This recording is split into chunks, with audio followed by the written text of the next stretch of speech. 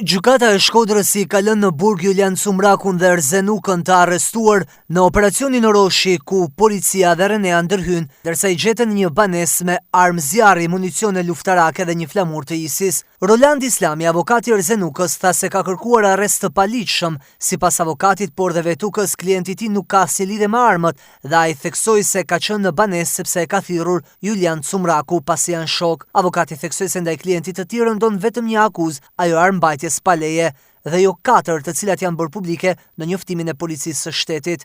Fillimisht ka vetëm një akuzë, vetëm një ka pas, armbajtje pa leje.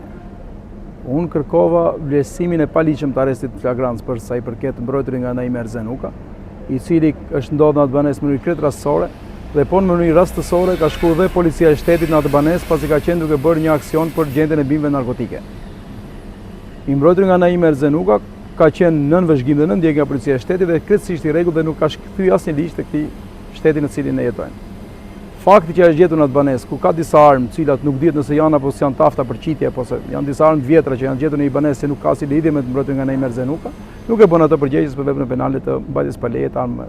Me Cumrakun kanë lidhje miqësore, shoqërore, janë shok me njëri tjetrin. Cumraku tha e ka marrë si vllajin tim në banesë, tha, për armët të mbrojtur nga Naimi nuk ka dijeni nëse kishte apo s'kishte armë banesë, pasi po ta dinte se kishte armë, e di mirë që është në ndjekje nga policia e shtetit për shkak të lidhjes së tij me një ngjarje për hapjen e thonjeve terroriste më parë, dhe ajo është treguar i kujdesshëm për zbatuar ligjet e shtetit në cilin jeton. Cumraku tha në gjyq që janë armë që unë i kam mbledhur të vjetra në fshat dhe i kam fshehur në atë banesë, nuk e ka ditë Erzenuka ku janë armët. I pyetur nga mediat se si ka ndodhur plagosja e ukës, avokati shprehet se ka qenë policia që ka shënë në drejtim të tij.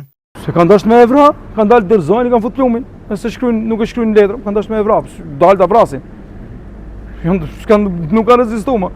Fakti që policia e shtetit e fsheh plumbin këmbën e Erzenukës, i bie që kjo është një vepër penale e policisë shtetit, jo atyre dy. Klienti im tha që më ka qelluar policia e shtetit sa kam tentuar dal çfarë është puna, se s'kam ditë se kanë ardhur. Po këta janë. Jo, s'ka pas armë, nuk ka qelluar kush me armë. Banorët e zonës kanë folur edhe për një person të tretë, pasi të dy ata janë parë shpeshherë në shoqërinë e një personi me flokë të gjata, por avokati thotë se personi i tretë nuk ekziston.